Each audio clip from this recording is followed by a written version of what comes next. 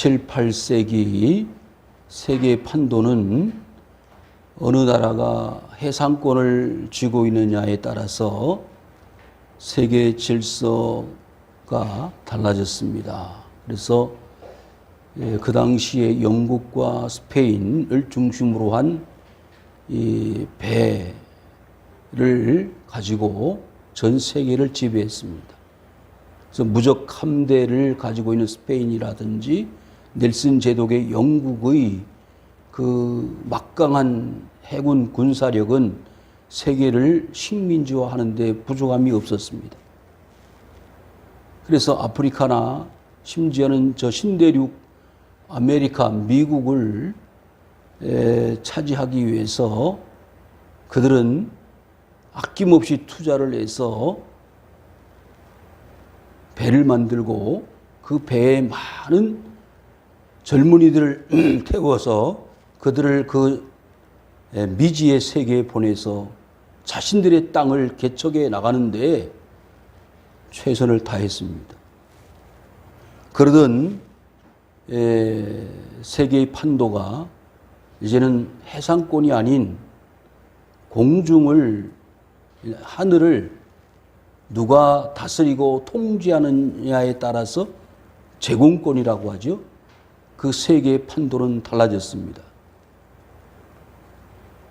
근데 지금 세계를 지배하고 있는 경찰 국가 역할을 하는 미국은 누가 뭐라고 해도 이 하늘을 나는 최고의 공군 군사력을 가지고 있습니다.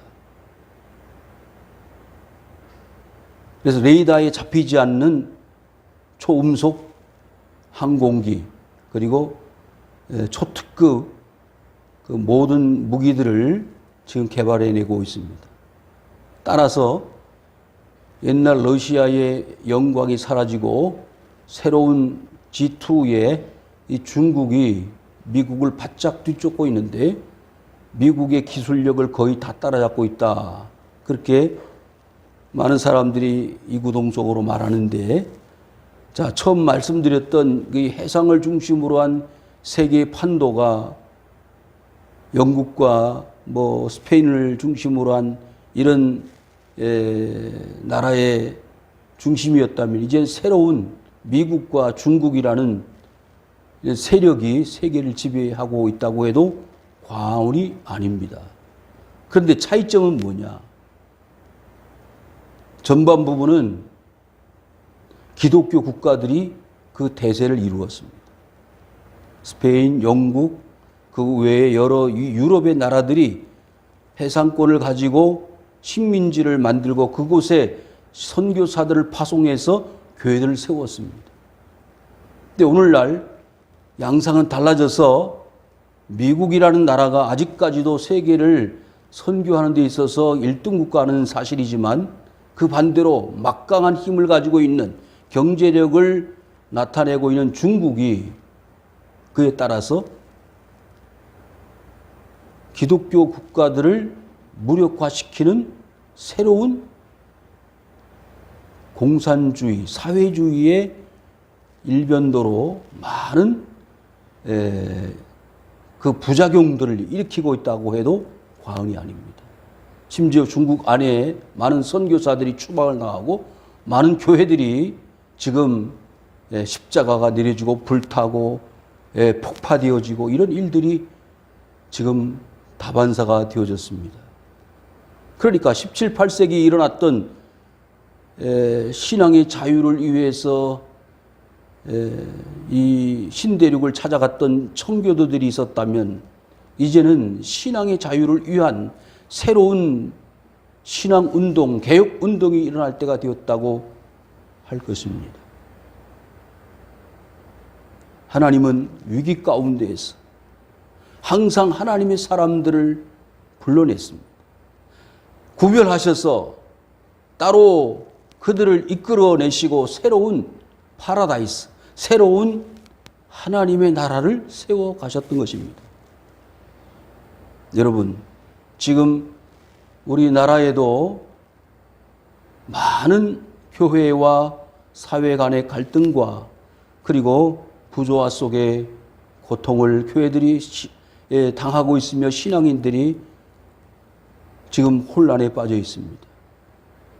그런 가운데에서 하나님은 우리에게 오늘날 제시하시는 하나님의 메시지가 있다고 저는 생각합니다.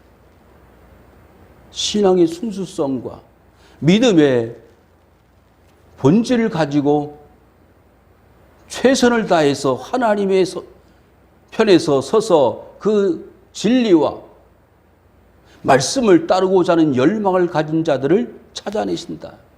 그것을 통해서 하나님의 역사는 계속되어질 것이다 라는 기대감을 가지고 있습니다. 그래서 말씀을 통해서 새로운 하나님의 원하시는, 추구하시는, 목표로 하시는 그 하나님의 세계는 어떠한 세계일까를 찾아보려고 하는 것입니다. 오늘 본문의 말씀은 우리의 혼란과 갈등 속에 있는 현대 그리스도인들에게 좋은 바로미터와 또한 좋은 하나님의 계획을, 선하신 뜻을 나타내는 최고의 청사진이라고 할 것입니다. 하나님은 새로운 계획, 새로운 어떤 플랜을 가지고 우리들에게 접근해 오시기를 원하십니다. 23절 보시면 배들을 바다에 띄우며 큰 물에서 일을 한다고 했습니다. 처음 말씀드렸던 대로 푸른 꿈을 가지고 배를 띄워서 영국에서 스페인에서 출발을 했던 그 상선들과 그리고 군인들을 태웠던 그 배들은 세계를 향해서 뻗어 나갔습니다.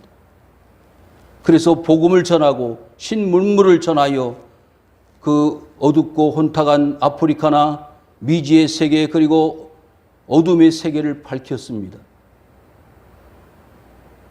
그래서 1910년도, 20년도 이후에 이 땅에도 복음의 메시지가 선포되어지지 않았습니까? 배들을 바다에 띄워 하나님의 위대하신 일을 행하신 것을 우리는 역사적으로 보고 오고 있습니다. 물론 그 배를 통해서 무역도 하고 장사도 하고 또 사람들이 이익도 남기는 그런 상행위를 할 수도 있지만은 이 속에 숨겨져 있는 하나님의 역사는 사람이 미처 헤아리지 못하는 그 당시에는 최고로 발달한 교통수단이 있다면 그것은 배였을 것입니다. 아직 비행기, 항공기가 개발되어지지 않았기 때문에 두 발 가지고 걸어다니는 것 외에는 말들을 타고 배들을 타고 외국을 갈 수밖에 없는 상황이었기 때문에 배를 타고 바다에 띄워 큰 물에서 하나님이 하셨던 일을 보면 가히 우리는 하나님의 일이 위대하시다라고 동의할 수밖에 없는 지경에 도달할 것입니다. 여호와께서 행하신 일들과 그의 기이한 일들을 깊은 바다에서 본다고 했습니다. 성도 여러분, 우리는 출애굽 당시에 홍해 사건을 누구나 다 기억하고 있습니다. 그 홍해는 지금도 이스라엘에 가면 볼 수 있습니다. 큰 상선들이 떠 있는데 그 상선이 떠 있는 그 바다를 하나님이 이스라엘 백성들, 장정들만 60만 명을 불러 모아가지고 약 200만 명이 건너가는 대역사를 이루었던 역사의 현장이 홍해바다다. 그래서 그 홍해를 건넌 이스라엘 백성들이 가나안 땅을 차지하기까지의 모든 과정을 바다에서 보았습니다. 그 뒤를 따라왔던 애국 군대들은 그 홍해바다에 다 수장되어졌습니다. 그 역사적 증거들이 지금 고고학자들에 의해서 발굴되어지고 있음을 우리는 알 수 있습니다. 하나님이 하신 일들은 우리 사람이 다 미처 이해하지 못하고 헤아릴 수 없을 정도로 놀라운 일들입니다. 신약 성경에 보시면 예수님께서 갈릴리 바닷가에서 호숫가에서 제자들을 부르실 때 이렇게 말씀하셨습니다. 나를 따라오너라. 내가 너희를 사람을 낚는 어부가 되게 하겠다고 말씀하신 주님은 그의 3년 동안의 대부분의 공생 기간을 이 바닷가에서 보내셨습니다. 한 번은 밤중에 예수님을 기다리던 제자들을 향해서 예수님이 물 위로 걸어오셨습니다. 그때 제자들이 그 예수님을 보고 뭐라고 했죠? 유령이 나타났다. 그때 주님은 자신의 정체를 보여주셨습니다. 내니 두려워하지 마라. 광풍이 불 때에는 바다야 잔잔하라 파도를 잔잔하게 하셔서 아니 예수님이 사람인데 어떻게 바다도 잔잔하게 하실 수 있는가? 예수님은 스스로 하나님이심을 보여주셨습니다. 이와 같이 바다를 통해서 우리는 구약에서 신약에 이르기까지 하나님의 위대하신 놀라운 일들을 많이 볼 수가 있었습니다. 여호와께서 명령하신 즉 광풍이 일어나 바다 물결을 일으켰다고 했습니다. 사도행전 27장에 보시면은 사도 바울이 죄수의 몸이 되었습니다. 그리고 로마로 향하는 배를 탔습니다. 그때 바울은 겨울을 보내고 이 항해를 시작하자고 강력하게 요구했습니다. 그럼에도 불구하고 백부장의 말을 들었다고 했습니다. 선주의 말을 들었다고 했습니다. 하나님의 사람의 말을 듣지 아니하고 선주의 말을 듣고 선장의 말을 먼저 들었던 그 사람들의 결과는 무엇입니까? 며칠 가지 못해서 뭐가 왔습니까? 유라굴로 광풍이라는 태풍을 만났습니다. 하나님의 말씀을 따르지 않으면 어느 순간 어느 때든지 태풍은 불어올 수 있다는 것. 구약 성경 요나서를 보시면 하나님의 명령을 받은 요나는 하나님의 명령이 무엇이었습니까? 저 회개할 아수르의 수도 니느웨에 가서 하나님의 말씀을 선포하라. 그러나 그것을 못마땅하게 여겼던 요나는 니느웨로 가는 배를 타지 아니하고 다시스로 가는 배를 타고 얼마 못 가서 거기에도 태풍이 일어나 제비를 뽑았더니 그 제비가 요나에게 뽑혀서 이 태풍이 어떤 연유로 발생되어졌느냐, 그래서 제비를 뽑아가지고 해당되어진 사람이 그 책임을 지자 해서 제비를 뽑았더니 역시 요나에게 뽑혀 나를 저 바다에 던지라. 그리하면 바다가 잔잔해질 것이다 라고 하지 않았습니까? 그래서 하나님의 명령을 불순종했던 태풍 만난 그 배 안에 다시생의 요나가 타고 있었던 배는 요동을 치고 파선 위기 가운데 요나가 그 바닷물 속에 던져졌을 때 해결되어지지 않았습니까? 물고기 뱃속에 들어갔습니다.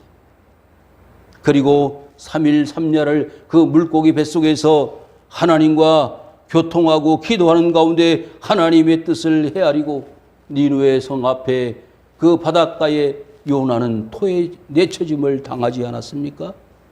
성도 여러분, 하나님의 때는 우리가 아무도 알 수 없지만은 분명한 것은 하나님의 말씀을 따르지 아니하고 불순종하는 자는 이와 같이 광풍을 만나게 되더라라는 말씀이 되겠습니다.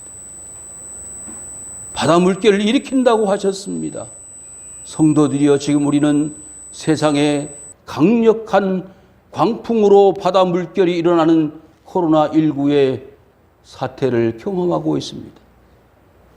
누구도 그 대항할 힘이 없습니다. 누가 하나님이 일으킨 광풍과 태풍으로부터 자유를 얻을 수 있고 획득할 수가 있겠습니까? 불가능이라 이 말이요. 왜? 하나님이 일으키셨기 때문에. 왜 하나님의 말씀을 불순종하고 있을까요?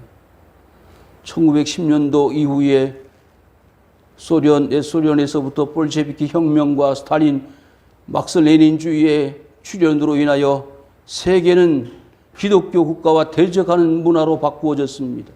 뿐만 아니라 중동 지방을 중심으로 한 무슬림 세력이 강력하게 지금 발현되어지고 나타나서 기독교 국가들을 무참히 말살해 나가고 있지 않습니까? 눈에 보이지 않는 엄청난 악의 세력들과 하나님의 사람들의 세력이 싸우고 있는 가운데 하나님의 광풍을 일으키신 것입니다. 우리는 역사적인 안목을 가지고 세상을 볼 수 있는 눈이 열려져야 합니다. 그래야 이 세상을 구원할 거 아니겠습니까? 그러나 욥이 10명의 아들들과 자식들을 가지고 매일마다 아침마다 소제를 드리며 하나님 앞에 제사를 하지 않았습니까? 그래서 사탄이 와서 그 욥을 참수합니다. 저렇게 하나님을 잘 섬기는 것은 물질도 많고 재산도 많고 자식도 많기 때문에 하나님을 잘 섬기는 것입니다. 그 모든 것들이 사라지면 하나님 섬기지 않을 것입니다. 그래, 너가 한번 그러면 그 모든 것들을 다 빼앗아 가봐라. 그러나 절대 욥의 생명만큼, 마지막 카드는 욥의 생명만큼은 건드리지 말아라. 허락을 받고 한순간에 재산이 다 날아가고 자식들이 죽고 엄청난 태풍이 그 욥의 가정에 임하였을 때에 절망이었습니다. 길이 없었습니다. 소망이 없었습니다. 하나님 앞에 머리끝에서 발끝까지 악창이 나서 견딜 수 없었던 그 몸의 형태를 보십시오. 악창이 나서 긁어서 피가 나고 살이 터지고 구더기가 나오고 기와장으로 긁고 있을 때 개들이 와서 그 헌대를 핥아먹는 정도의 기가 막힌 삶의 나락으로 떨어졌을 때 하나님 앞에 욥은 구하지 않았습니까? 하나님, 적신으로 왔다가 적신으로 가는 것도 마땅한데 이 고통과 아픔을 언제까지 그냥 보시고 계시겠습니까? 성도들이여, 지금 하나님 앞에 구할 때입니다. 하나님의 의를 찾을 때입니다. 대한민국이 1948년도 나라를 세운 이후 종교적으로, 신앙적으로 이렇게 피폐하고 이렇게 모욕적인 순간은 없다고 생각되어집니다. 예배 시간에 찬송을 크게 하면 안 돼. 목사님이 마스크 쓰고 예배 드려야 돼.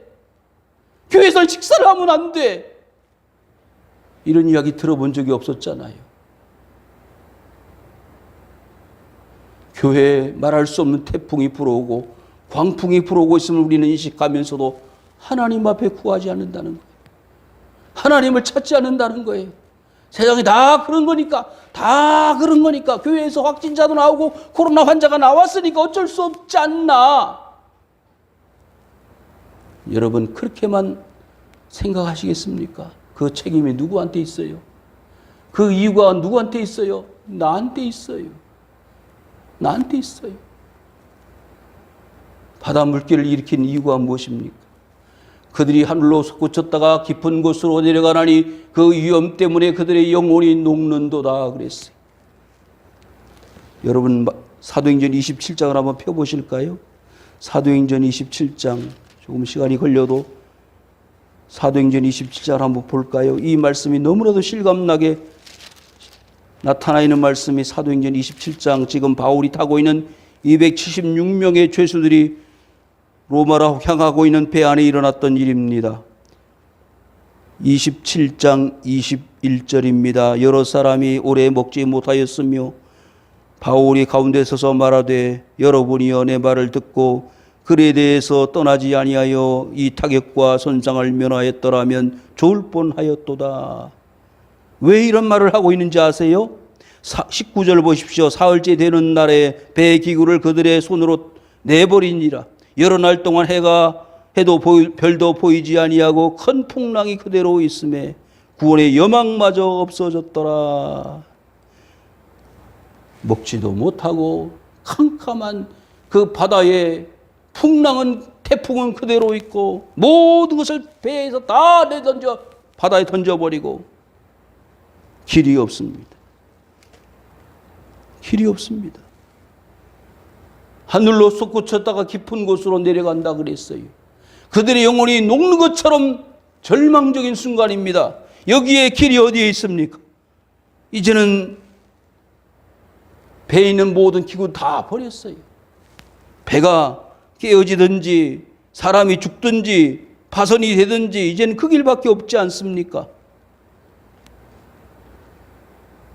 그런데 놀라운 것은 22절, 27장 22절에 내가 너희를 권하노니 이제는 안심하라. 너희 중 아무도 생명에는 아무런 손상이 없겠고 오직 배뿐이리라. 여러분, 믿음의 사람들이 이 말씀에 주목할 필요가 있습니다. 아무리 세상이 힘들고 어려워도요, 고난이 와도요, 환난이 와도 하나님이 우리의 생명을 지켜주신다 그러지 않았어요? 예? 욥의 가정의 이야기를 지금 했잖아요.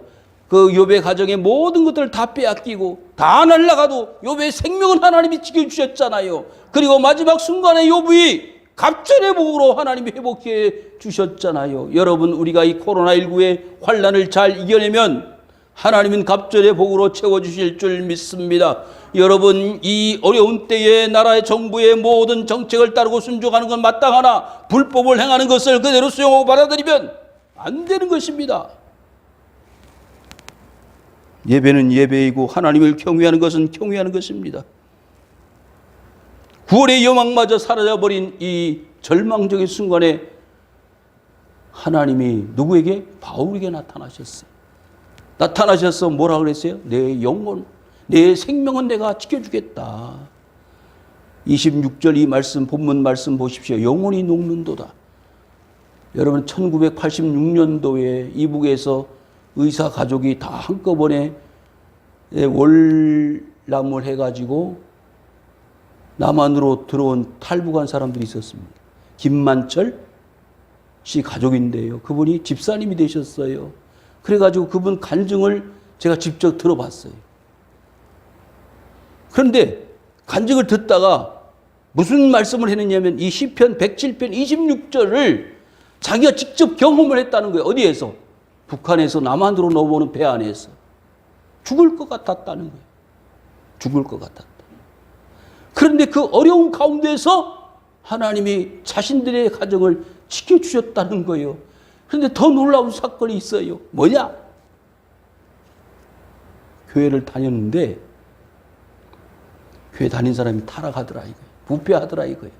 그래서 고민을 하다가 어떻게 할까? 그런데 누구를 만나느냐? 영생교회 조희성을 만났어요. 조희성 교주를 만나가지고 이 사람이 진짜 구원주라. 그리고 그 조희성을 따라갔다는 거예요. 기가 막힌 일입니다. 조희성 씨는 지금 구속됐잖아요. 그들이 이리저리 구르며 취한 자같이 비틀거리니 그들의 모든 지각이 혼돈 속에 빠지는도다. 차라리 그때 바울의 말을 들을 걸. 차라리 그때 목사님 말씀을 들을 걸. 순종할 걸. 배가 박살이 나고 널찍하게 하나씩 의지해서 바닷물에 떠 있을 때 그들의 심정이 어땠을까요? 기가 막히지 않아요? 저는 그런 사람들 여러 보았습니다. 어떻게 하실래요? 예? 하나님 말씀을 따르지 않으면요, 뭐가 된다? 이렇게 돼요. 솟구치기도 하고 영혼이 녹아지는 순간까지 가는 것입니다. 여러분, 가나안 땅에 정탐꾼들이 숨어 들어갈 때 누구의 집에 갔다? 기생 라합의 집에 들어갔어요. 그런데 그 라합의 집에서 어떤 일이 일어나느냐? 그 라합이 뭘 들었어요? 이스라엘 백성들이 이야기를 들었습니다. 저 사람들은 하나님을 섬기는 사람들이고 하나님이 그들을 도와주셔서 홍해를 건너고 지금까지 살아온 스토리를 다 들었어요. 야, 내가 아무리 가난한 사람이지만 이방 사람이지만 저 하나님을 나도 섬겨야 되겠다. 그래서 그 가나안 땅에 정탐을 온 두 정탐꾼을 숨겨준 겁니다. 뭘 각오로?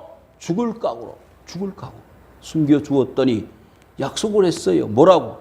당신들이 우리를 쳐들어올 때 당신들이 우리를 살려줘야 될 거 아니냐고. 그래서 내가 당신들을 숨겨주었는데 약속의 표를 주고 가야 되지 않겠느냐고. 그래, 맞다. 당신들의 창문에다가 붉은 줄을 달아 내려오면 당신들의 집은 살려주겠다. 성도 여러분, 그 어려운 가운데서 그 라합의 집은 살아났습니다. 이 어려운 때에 다 이렇고 저렇고 저렇고 우리 이런데 우리의 집, 우리의 가정, 우리의 교회, 우리 나라, 민족은 하나님이 지으신다는 확신, 붉은 줄이 있어야 될 줄 믿습니다. 그들이 이리저리 구르며 취한 자같이 비틀거리니 그들의 모든 지각이 혼돈 속에 빠지는도다. 지금 보십시오. 예? 일본도 하루에 확진자가 이제 500명, 600명씩 늘어납니다. 저 남미 땅에는 말도 못합니다. 혼돈 속에 빠져있는 모습들을 보면서 야, 그래도 우리 대한민국은 살아갈 수가 있겠구나. 이에 그들의 고통 때문에 여호와께 부르짖음에 그가 그들의 고통에서 그들을 인도하여 내셨다 그랬어요. 네? 그러니까 항상 구원의 길은 이스라엘 백성들이 출애굽을 해서 가나안 땅 그 이후 지금까지 오는 동안에 하나님의 백성들은 고통을 당하고 환난을 당할 때 뭐한다? 기도한다 이거요. 뭐한다? 부르짖는다는 거예요. 그러면 하나님이 어떻게 하신다? 길을 내신다는 거예요. 이건 공식이요. 네? 그런데 환난을 당하는데도 기도를 하지 않아. 하나님의 뜻을 찾지 않아. 그게 뭐냐? 믿음 없음이에요. 불신이에요. 세상 쾌락, 육신을 쫓아가는 삶입니다. 9월 달에 서울 시청읍 광장에서 퀴어 축제를 7월 달 뭐 하다가 6월 달 하다가 9월 달로 연기를 했어요. 그 결재권자가 누구였는지 아세요? 박원순 전 시장입니다. 고 박원순 시장이 퀴어 축제 하라고 허락 도장을 찍어준 사람이에요. 동성애 축제자 아닙니까? 참, 이후로는 여러분들이 자유롭게 생각하십시오. 하나님이 이 대한민국을 얼마나 배려하시고 얼마나 생각하고 계시는가를 이번 사건을 통해 저는 알았어요. 하나님이 체크해 보시는 거예요. 광풍을 고요하게 하사 물결도 잔잔하게 하시는도다. 여러분, 하루에 3만 명, 5만 명씩 확진자가 있는데 10명, 20명 확진자가 나온다고 하는 우리나라는 비교도 안 되잖아요. 그런데도 큰일 났다고. 예? 확진자를 줄여야 된다고 교회 예배를 폐쇄하고 말이 됩니까? 그들이 평온함으로 말미암아 기뻐하는 중에 여호와께서 그들이 바라는 항구로 어떻게 하신다? 인도하신다. 여러분, 이 바라는 항구를 큰 글자로 쓴 이유가 있어요. 뭐냐? 원래 먼저 성경에는 무슨 항구라고 그랬어요? 소원의 항구라고 그랬어요. 여러분, 우리가 가는 항구가 어디예요? 소원의 항구, 바라는 항구. 배가 떴으면 어디로 가야 돼요? 목적지인 항구로 들어가야지. 남자는 배, 네? 항구로 가야지요, 항구로. 그런데 배가 계속 바다에 떠 있을 수는 없잖아요. 우리의 영혼의 목적지 가나안 땅까지. 하나님은요, 이스라엘 백성들, 장정들만 60만 명을 애굽에서 이집트에서 출발을 하게 하셨는데 여호수아 갈렙만이 가나안 땅에 들어갔다는 거예요. 몇 명? 2명. 아니, 구원이 그렇게 수가 적어? 여러분, 구원은요, 내 마음대로 되는 게 아니올시다. 예? 다 잔치자리에 초청을 받았어요. 초청을 받았는데 가만히 보니까 뭘 입고 오지 않았어요? 예복을 입지 않고 왔어. 그 예복을 입지 않은 사람 다 내쫓아버려라. 그러지 않았어요? 참여는 했는데 예복을 안 입었다. 예복을 입어야지. 임금님의 잔치자리에 여러분 예복 입으셨습니까? 그것은 믿음을 말합니다. 주님 앞에 택함받은 자의 부르심을 의미합니다. 소명을 의미하고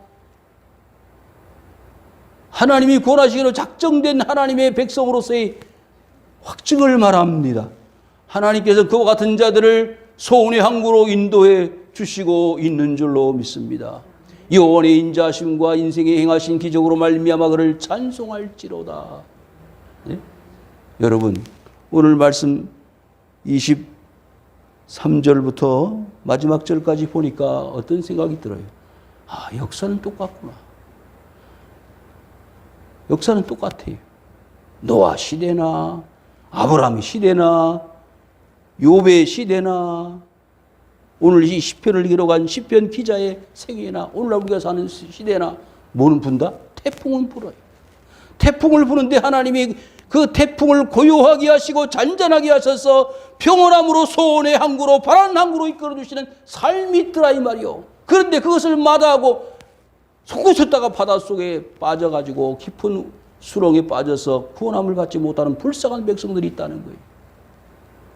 누구 때문이에요? 지도자들 때문이에요.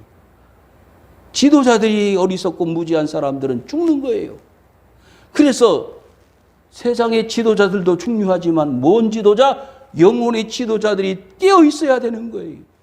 왜? 소원의 항구로 끌고 갈 사람들은 276명의 죄수들을 구원할 자는 누구였어요? 누구? 바울이었습니다. 여러분의 구원자는 누구요? 앞에 서 있는 사람 아니에요? 여러분의 영혼을 책임지고 소원의 항구로 바른 항구로 이끌어갈 자를 찾으시기를 바랍니다. 여러분 그분이 예수 그리스도입니다. 그래서 인자하심과 인생에 행하신 기적으로 말미암아 그게 뭐예요? 기적이에요. 주 예수를 믿으라 그리하면 너와 내 집이 구원을 얻으리라. 영접하는 자 곧 그 이름을 믿는 자들에게 하나님의 자녀가 되는 곳을 주셨다. 하나님이 세상을 이처럼 살아 독생자를 주셨으니 이는 저를 믿는 자마다 멸망하지 않고 영생을 얻게 하려 하십니다. 그게 다 뭐예요? 하나님이 하나님의 백성들을 뽑아내시고 구별하신 하나님의 기적이 올시다. 기적. 내가 어떻게 구원함을 받아? 내가 어떻게 예수님 앞에 나왔어? 내가 어떻게 예수 믿고 구원받게 되었어? 이건 온전히 하나님의 100% 사랑이요, 은혜요, 축복이다. 이와 같은 신앙 고백이 여러분들의 삶을 통해서 계속 나올 수 있기를 주의 이름으로 축원을 드립니다.